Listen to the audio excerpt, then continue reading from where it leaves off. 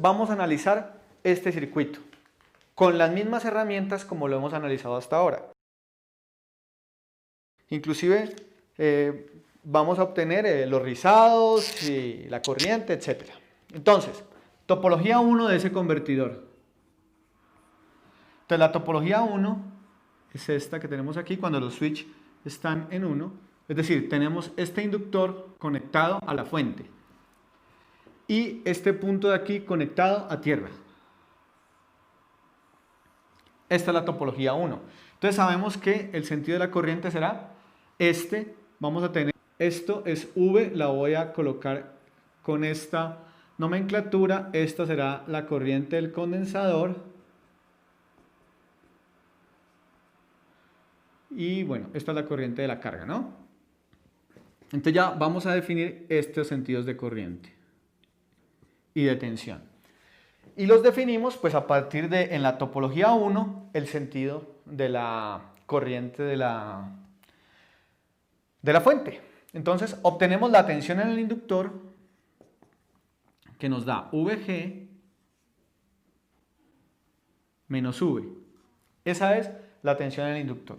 Y encontremos la corriente del condensador, pues que en este caso es IL menos V sobre R, ¿no? Y ya está. Ahora encontremos o hagamos el mismo análisis para la topología 2.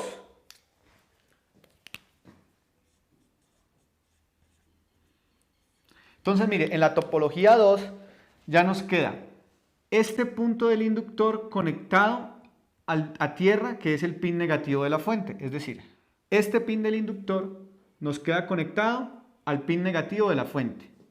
Viene exactamente la misma estructura de carga y condensador. Y ahora, este pin de aquí nos queda conectado a el pin positivo de la fuente, es decir, de esta manera. ¿Listo? Mire que realmente lo que sucedió fue que se invirtió la polaridad de la fuente. Estos switch lo que hicieron fue cambiar la polaridad de la fuente, mire, la polaridad de conexión de la fuente. Tenemos que mantener el mismo sentido de las corrientes y de las tensiones. Recuerde que eso siempre lo tenemos que hacer, mantener el mismo sentido. Y entonces calculemos voltaje en el inductor. Entonces el voltaje en el inductor es menos VG menos V. Y la corriente en el condensador sigue siendo la misma, IL menos V sobre R, ¿no? Mire que es exactamente el mismo nodo. De hecho, vemos que aquí hay un filtro de primer orden y aquí hay un filtro de segundo orden, porque las ecuaciones diferenciales en estado estacionario, ya cuando hacemos esas ecuaciones diferenciales iguales a 0, nos dan iguales. Y entonces ya podemos aplicar el balance de flujo y balance de carga. Entonces, primero, balance de flujo. Entonces tenemos esta tensión por D, VG menos V por D, más esta tensión por D', menos VG menos V por D', igual a 0, entonces nos queda VG, factor común de D, menos D', que es 1 menos D. Y mire, tenemos menos VD menos V', pues nos da menos V, porque D más D' nos da 1. Entonces nos queda que VG, factor D, 2D menos 1 menos V igual a 0, con lo cual V es VG por 2D menos 1, o lo que es lo mismo, el M de D es 2D menos 1, que corresponde con lo que nosotros encontramos haciendo el análisis de los dos convertidores back en paralelo. Ahora, hagamos el balance de carga. El balance de carga pues no es más que esto por D más esto por D', pues nos va a dar esto mismo que tenemos aquí. A lo que me refiero es que esto por D más esto por D', sacamos factor común, D más D' igual a 1, entonces nos queda que IL menos V sobre R igual a 0, o lo que es lo mismo, IL es V sobre R. Esa es la corriente que se obtiene en el inductor.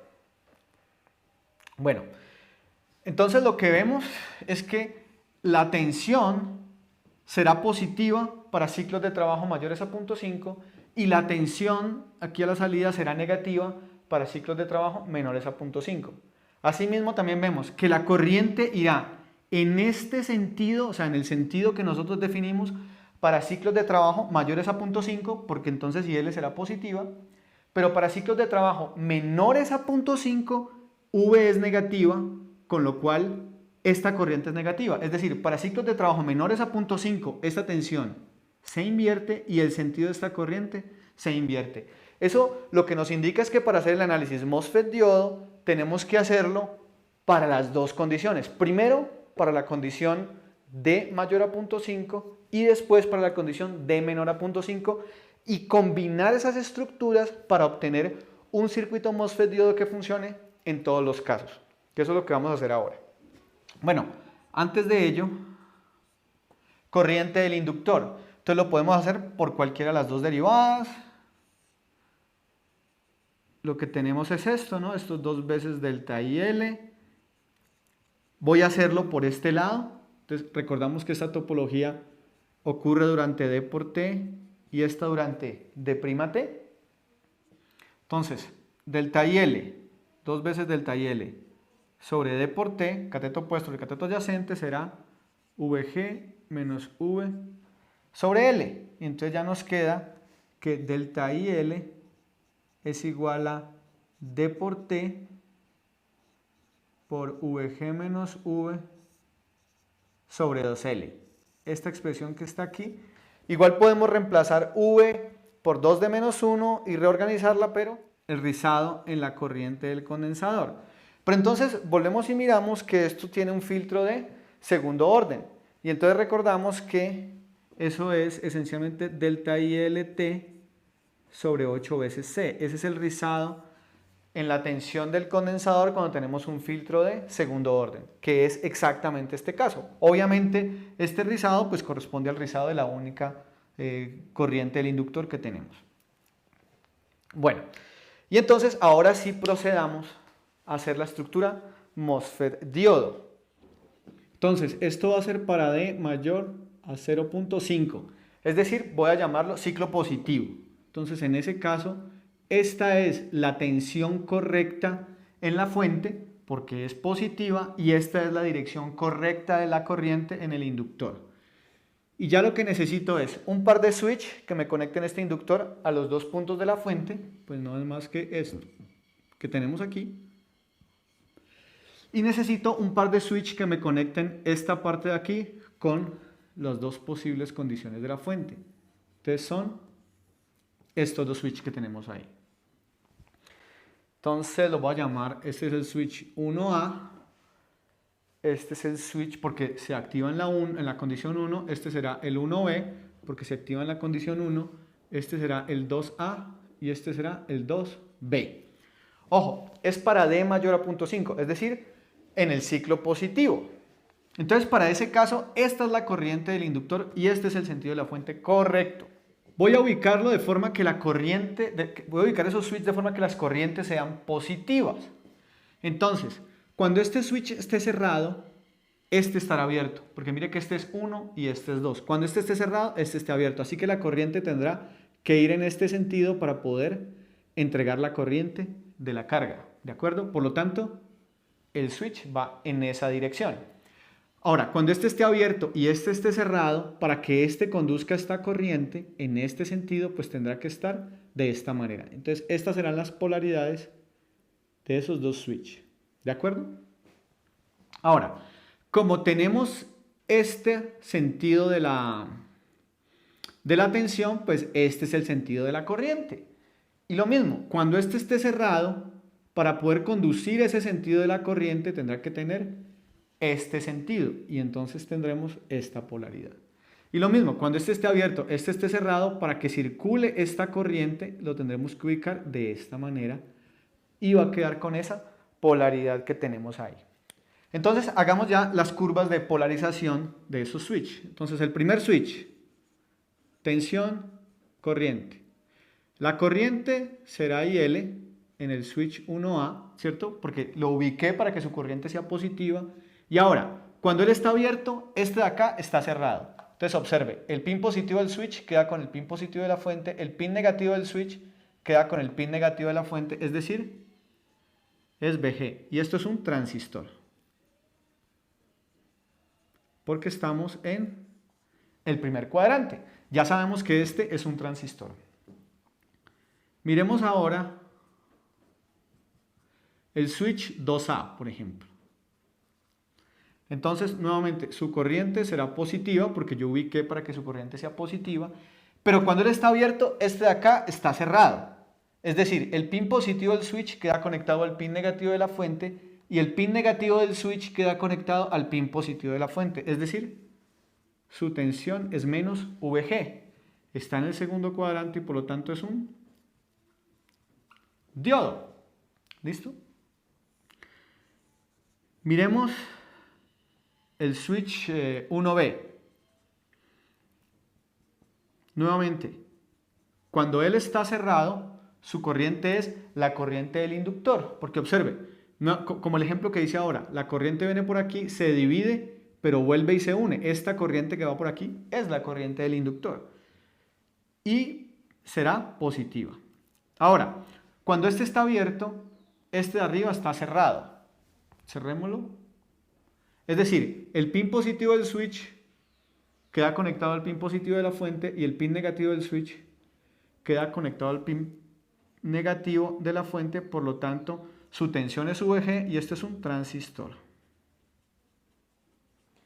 Y finalmente, esta es la tensión y esta es la corriente para el switch 2B, donde nuevamente la corriente es la corriente del inductor, ¿cierto? Porque mire que tiene que fluir en ese sentido. Y cuando él está abierto, este está cerrado. Es decir, el pin negativo del switch queda conectado al pin positivo de la fuente y el pin positivo del switch queda conectado al pin negativo de la fuente. Es decir, es menos VG y él es un diodo. Y entonces con eso ya podemos reemplazar esos switch por los switch reales. Entonces mire, switch 1A es un transistor bajando con la corriente hacia abajo, es decir, esta manera. Switch 2A es un diodo con la corriente ascendiendo, es decir, así. Switch 1B es un transistor con la corriente descendiendo.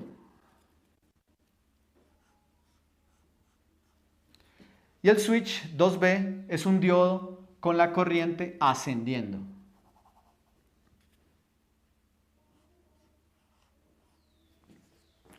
Entonces recordamos que este se activa en la condición 1, este en la condición 1, este en la condición 2 y este en la condición 2.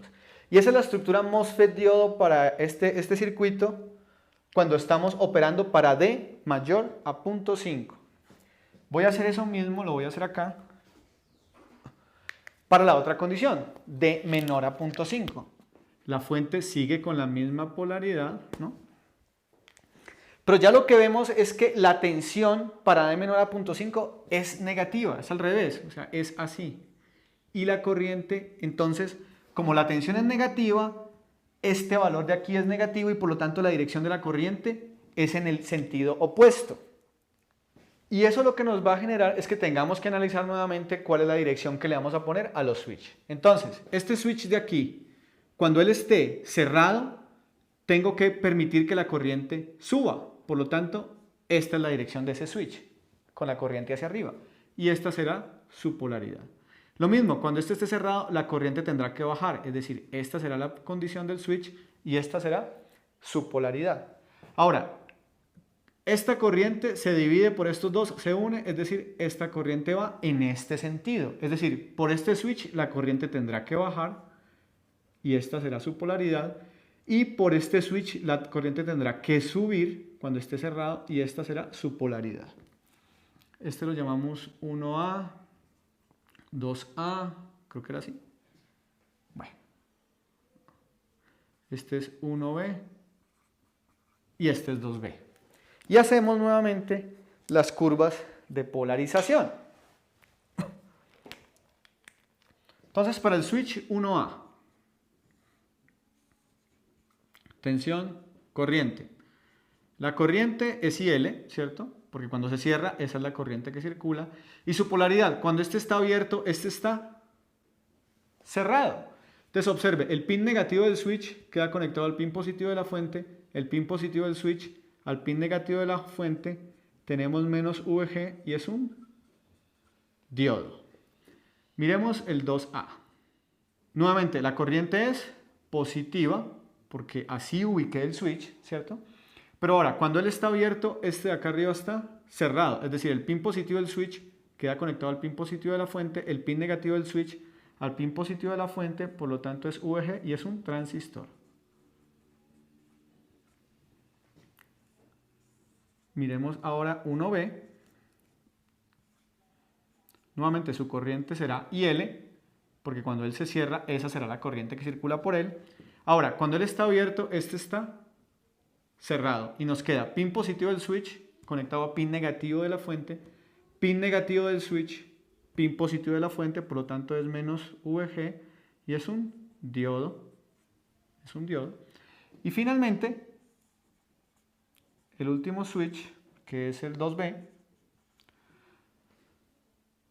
cuando está cerrado, pues su corriente es positiva, es IL, porque así lo ubicamos. Y cuando él está abierto, este otro está cerrado. Pin positivo del switch, pin positivo de la fuente, pin negativo del switch, pin negativo de la fuente, por lo tanto es VG positivo y es un transistor. Y entonces ya podemos reemplazar estos switch por los semiconductores reales que necesitamos para implementar. Entonces el primero es un diodo con la corriente hacia arriba. Este de acá, el 2A, es un transistor con la corriente hacia abajo. El 1B es un diodo con la corriente hacia arriba. Y el 2B es un transistor con la corriente hacia abajo. Y esa es la estructura MOSFET diodo, donde este se activa en 1, este en 2, este en 1 y este en 2, para D menor a 0.5, es decir, para las tensiones negativas. Lo que nos falta por recordar es cómo es la estructura real de un diodo. Tiene la corriente en este sentido, con su tensión de esta manera, pero un transistor en la realidad tiene un diodo parásito. ¿Recuerdan? Que ese diodo parásito es el que permite la corriente bidireccional. Es decir, esta es la estructura típica de un MOSFET de potencia. Cuando actuamos en modo MOSFET, por decirlo de alguna manera, es decir, la corriente se permite la circulación en este sentido. Pero cuando la tensión es negativa en el MOSFET, pues el MOSFET se abre, ¿cierto? Cuando la tensión es negativa, el MOSFET deja de operar, el MOSFET no opera. Y lo que sucede es que va a operar este diodo, ¿ya? Mire, el diodo es el que le va a permitir la corriente bidireccional. Con lo cual, vamos a combinar estas dos estructuras ya en el convertidor final, que es la fuente, inductor,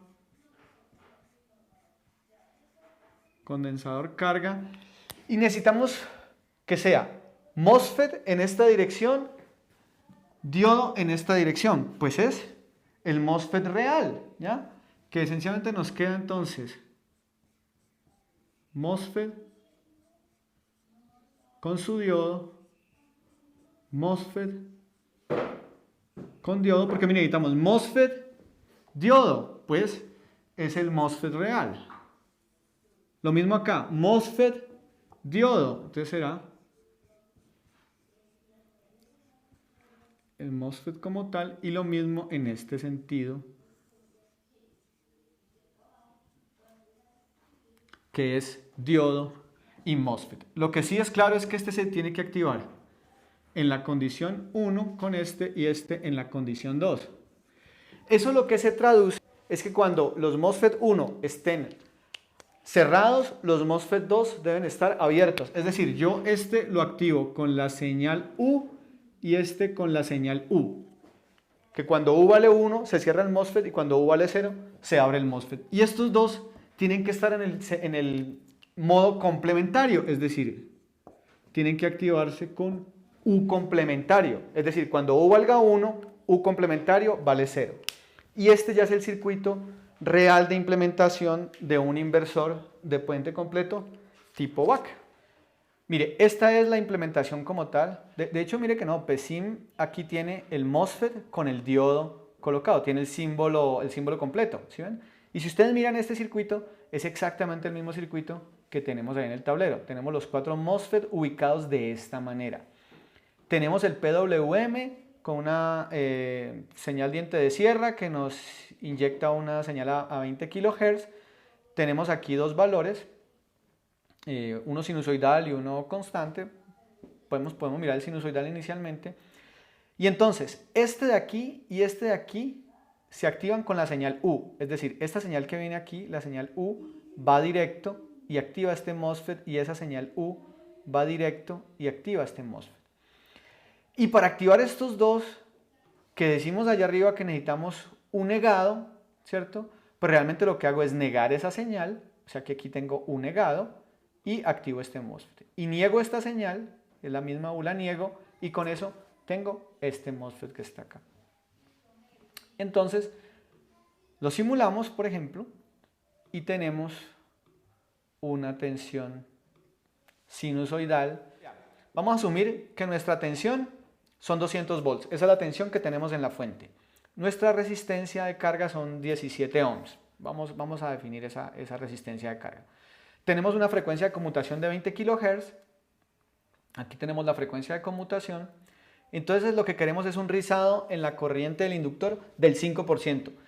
Y entonces nos vamos al rizado máximo. Claro, el rizado máximo pues ocurre cuando la tensión es máximo, porque mire que el rizado depende del valor medio. Estamos diciendo un 5% del valor medio. Y el valor medio máximo en la corriente del inductor pues lo vamos a obtener cuando la tensión es máxima, porque la carga es una carga resistiva.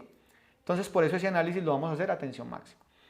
Y nos dicen que el rizado en la tensión del condensador pues queremos que sea 0.25% del valor medio de la tensión. Entonces también lo analizamos en la peor condición, es decir, cuando la tensión es máxima. Entonces lo que queremos además es que sea una señal de 120 volts AC, es decir, que el valor pico de la tensión sea 170 volts. Entonces con eso calculamos la corriente pico, que para este caso nos da una corriente pico de 10 amperes, ¿cierto? Una corriente media pico. Calculamos el MDD en ese punto pico, en el valor máximo de la tensión, es decir, cuánto vale 170 volts, que vale 0.85. Miramos cuánto es el ciclo de trabajo que debemos obtener allí. Ese ciclo de trabajo será 0.9250. Entonces ya tenemos cuánto es el rizado en la corriente del inductor en ese punto, que tiene que ser 0.5 amperes. Calculamos el inductor, ¿cierto? Con la expresión que tenemos allá. Calculamos el valor de rizado del condensador, que es 0.4550 volts. Calculamos el condensador, miren, con la expresión que tenemos allá. Verifiquemos esos valores en ese punto máximo de elevación, que es cuando debemos obtener 170 volts a la salida. Entonces, pues efectivamente obtenemos 170 volts a la salida, obtenemos los 10 amperes y verifiquemos los rizados. Entonces los rizados nos dicen que son, en la corriente del inductor nos dice que es, lo que nos dice la teoría es que son 0.5 volts, es decir, es un volt pico pico. Y lo que obtenemos aquí es prácticamente un volt pico pico, ¿sí ven? 0.985 volts, prácticamente un volt pico pico, así que nos quedó bien diseñado. Y el rizado en la tensión del condensador, lo que nosotros obtenemos es que es 0.4250 volts, eso lo multiplicamos por 2, pico pico es 0.85 volts. Y lo que nos dice acá es que pico pico es 0.845 volts, prácticamente los 0.85 volts. Así que nos quedó bien diseñado el convertidor porque le podemos ofrecer esos rizados de tensión y corriente. Y ya lo que hacemos acá es colocar un ciclo de trabajo que va a variar a una frecuencia de 60 Hz, centrado en 0.5 y con un valor máximo de 0.4250, que lo que hicimos fue calcular ese valor para poder obtener precisamente esos 170 volts. Lo corremos, pues nos da efectivamente una señal sinusoidal, ¿cierto? Una señal sinusoidal de 170 volts pico pico, que se traduce en una señal de 100 volts RMS. ¿Sí la ven aquí? El voltaje es 120 volts RMS, con lo cual ya construimos un inversor de puente completo tipo BAC, el cual ya con ese podemos alimentar cualquier carga de AC, ¿cierto? Por ejemplo, un bombillo de AC perfectamente funcionará con este inversor configurado de esta manera, con esos elementos y controlado tal como lo tenemos ahí.